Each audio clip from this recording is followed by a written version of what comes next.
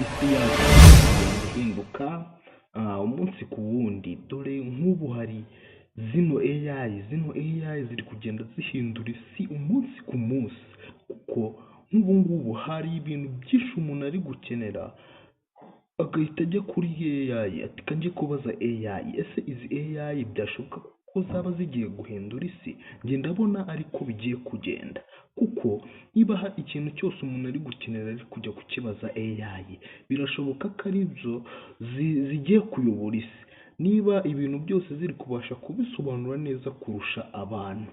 Urumva ko abantu ntabwo bagikeneye abandi bantu ngo babasobanurire, ahubwo bakeneye izi AI nizo ziri kubasobanurira ibintu byose kurenza uko abandi bantu bagenzi babo bakabibasobanuriye.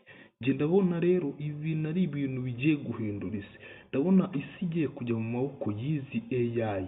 Dore nk'iyi sora, iyi ureba imbere yawe, iyi sora igiye kuza ariko irajya ikora amafilime, ibintu byose, amavidewo, mbese igiye guhindura ibintu byose byerekeranye n'ikoranabuhanga. Nk'ubu se nk'iyi ngiyi sora urayivugaho iki wowe?